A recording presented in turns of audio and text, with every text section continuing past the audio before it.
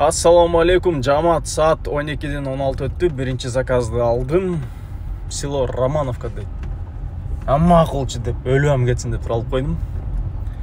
Сокулук жака барабыз, короче, село Романовка. 33 километр дейт, через объездной. 56 минут дейт. 8 минут көбүрөөк болот экен, чүй менен барсак. Азыр байкаштырып көрөбүз. По обстоятельствам. Здоровье дейт, Көкөйладан алып кетет экенбиз. Бүгүн строго кондер менен кондерди күйгүзүп, салон муздак аябай сонун, комфортный температура. Клиент күтүп турам биринчи заказды. Бүгүн 42 градуска чейин көтөрүлөт дейт, аномальная жара болуп, азыр 34 градус экен пока. Көрөбүз эми, по факту канчага чейин көтөрүлөт экен.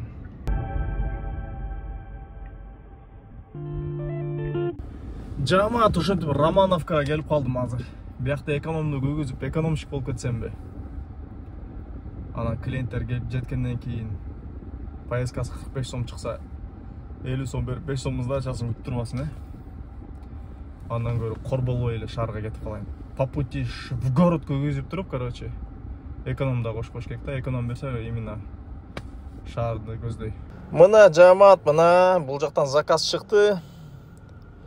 Романовкада турсам Сокулуктан чыкты, анан чүй 164А барат экенбиз, 52 минуттук жол экен. Кеттик анда. Айткандай эле эконом кошуп, по пути в город күйгүзүп койгон болчумун, мына экономчилерди бир жыргата алчы. Эконом чакыргандарды саната менен, кондер менен барыпчы. Тигил жактан Аламидин Айдинге келдим. Ан как раз Red Petroleum'дан заправка кылып, аз кийинки заказга баратам. Бул заказ бирок тетиги Нова Покровкада экен да. Мичурина жетери. Ошол жака барат экенбиз, 11 километр. Жасалып аткан жолдор менен жүдөп бармай экен да. Макул эми кетеребиз, айла жок. 1,6 километр калды клиентке чейин. Плюс 100 менен алдым. Жана жактан келгенден кийин экономду өчүргөндү унутуп калдым эле шаарга келгенден кийинчи. Көрсөм Аламидин Айдинге келген заказ деле по эконому экен эле көрсөчү.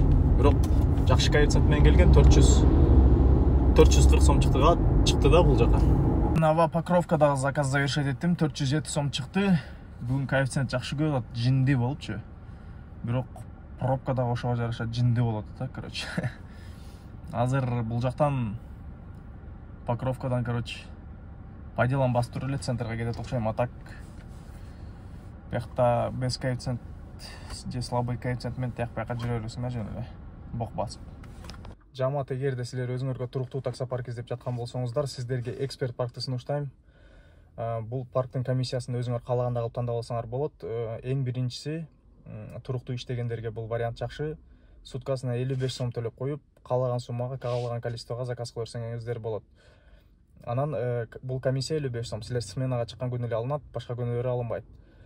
Анан кийинки варианттары, бул подработка кылып иштегендерге жакшы вариант, же грузовой тарифтеринде иштегендерге. Бул ар бир заказдан 2%, же ар бир заказдан 4 сомдон. Өзүңөргө каалаган жаккан тарифти тандап алып иштей берсеңер болот. Жана акчаңарды каалаган убакта, каалаган банкка комиссиясыз чыгара алсаңыздар болот. 24/7 техническая поддержкасы бар. Акчаңарды приложениянын өзүнөн да чыгарып алсаңыздар болот. Жана аларга WhatsAppка жазсаңар, алар дагы чыгарып берет. Досуңду чыкыр деген дүйнө жүзү боюнча иштеген рефералдык программасы бар. Досуңарды чыкырасыңар, жана чыкырылган досуңар үчүн силерге 1000 сом бонус алып беришет. 5 досуңарды чыкырсаңар 5000 сом иштесеңер болот.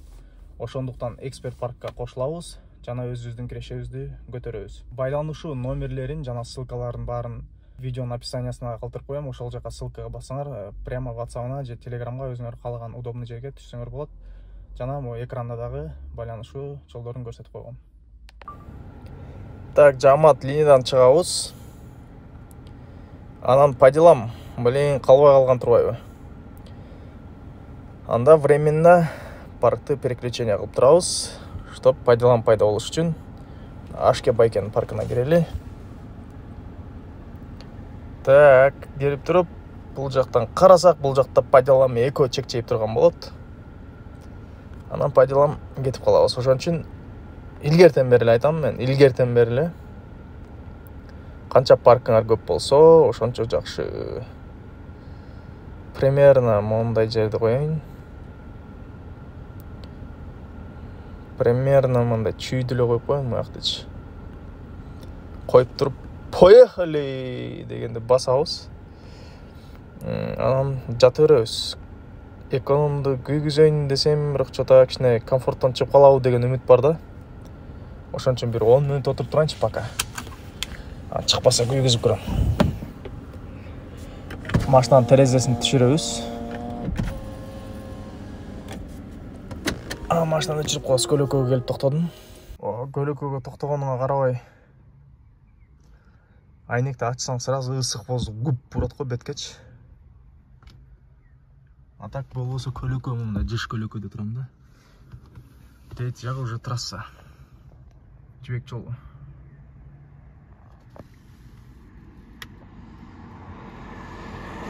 Так, отуруп где-то 15 мүнөттөн кийин заказ чыкты. Экономду күйгүзгөн жокмун, комфорттон. Бул Михаила Фрунзе 303-ге барат экен, жанагы жаркыраган үйгө. Фрунзе көп эле дагы жаркыраган үй бар го, түнү светиться этип турган үй, ошолго барат экен. Мондай ысыкта, мондай көлөкө место тапсаң, алтын тапкандай эле болосуң го, чиркин өмүр. Азыр мечитке кирип чыгып, кайра жокмуштулантабыз. На любой мечитке келсең, Гловонун курьерлери болот да. Баракалла, баракалла. Никогда не упрекай человека, который совершил ошибку, и не кричи на него. Возможно, он совершил это по незнанию, не специально. Я очень часто вижу братьев, которые, увидев того, кто совершает ошибку, сразу начинают упрекать его. А ты представь себе, что он не знает. Представь себе, что ему неизвестно положение данного действия. Узнав, что ему неизвестно положение вещей, научи его. Потому что пророк, саллаллаху алейхи вассалям, обучил того бедуина и сказал ему: «Разве ты не мусульманин?» А сподвижникам сказал: «Не прерывайте его. Не пугайте его и не кричите на него, и не упрекайте». Почему? Потому что решить данную проблему легко. Возьми ведро воды и полей ей часть земли, куда попала моча. И все. Не прерывайте его и пролейте на него, то есть вместо мочи, ведро воды. Это искусство призыва. Не спеши порицать того, кто ослушался, пока не узнаешь подробности. Знал ли он о запретности совершенного им действия и нарушил запрет, или не знал?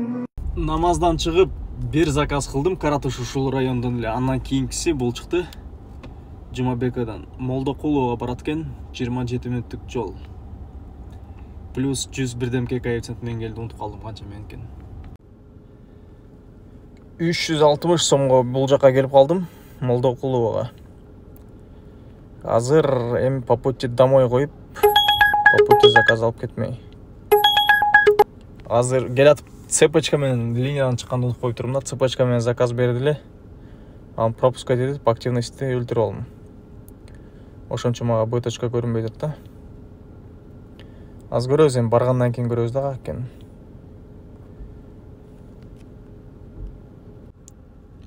Бул заказ көрсө гумга барат экен, гум.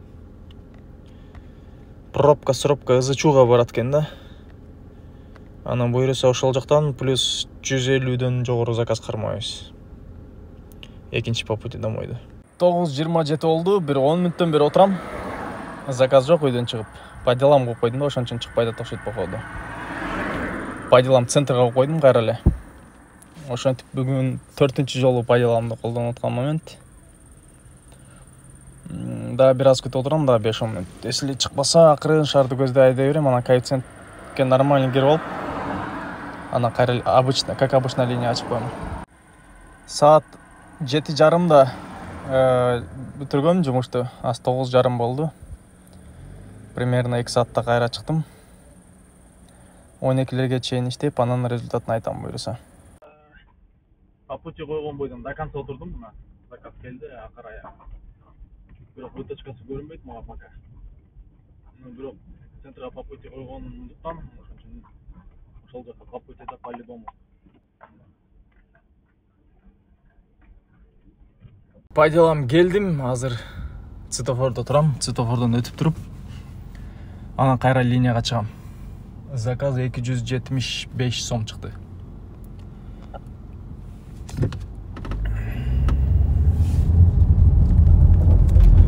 Азыр чогуу линияга чыгабыз дагы. Анан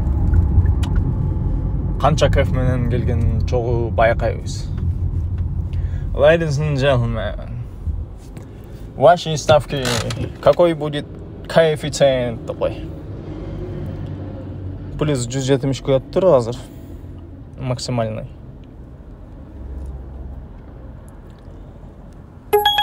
Так, 180 миң берди. Переулок Шевченкоға барат екен. 170 коетса мага 180 миң берип салды го. Базар жок.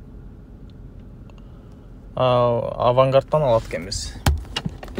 Базар подозрительный болчу эле го. Кеф максимальныйдан да көп берсе, негизи дальний заказдар болот да. Өтө подозрительный жогорку кеф менен берсечи. Азыр остановкага келип заказ завершать еттим. Антети кеткен оранжевый санаттан ордуна мени путать этип кыз отуруп алат. Тиги кыздарды чыташы менен. Здравствуйте, вы что, такси заказывали десем? Да, дейт. Попутчик деп. Походу вы перепутали десем. Извините.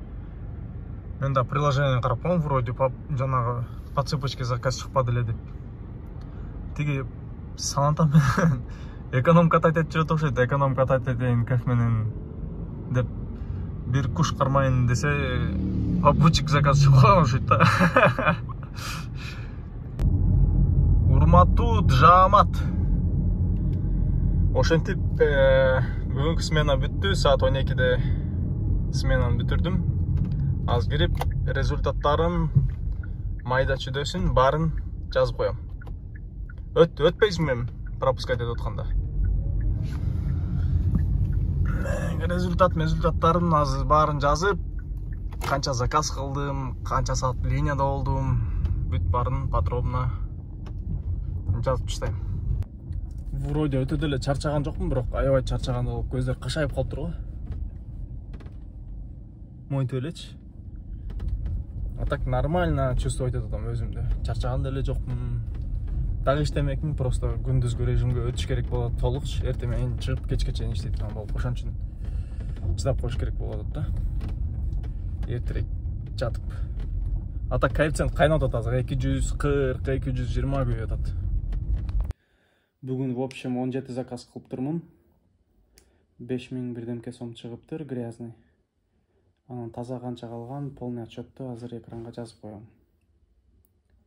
И когда, например, мусульманину показывают достоверный хадис от пророка, саллаллаху алейхи вассаляма, и он узнал, что этот хадис достоверен, он убедился в этом во множестве путей, и он говорит: нет, я последую за мнением такого-то и такого-то, потому что они лучше разбирались в религии, они лучше знали сунну. Если они лучше знали сунну, то тогда приведи их объяснение, почему они не делали по этому хадису, почему не действовали. Иногда они говорят: вы не можете действовать по хадису, потому что те богословы, которые жили раньше, лучше вас разбирались. А если ты последовал за этим богословом, неужели нет других ученых и богословов, которые действовали по этому хадису так, как он есть? Получается, ты выборочно только берешь каких-то ученых, которые тебе нужны, а те, которые исповедуют другую точку зрения, они как бы и не ученые. То есть тут же противоречие возникает.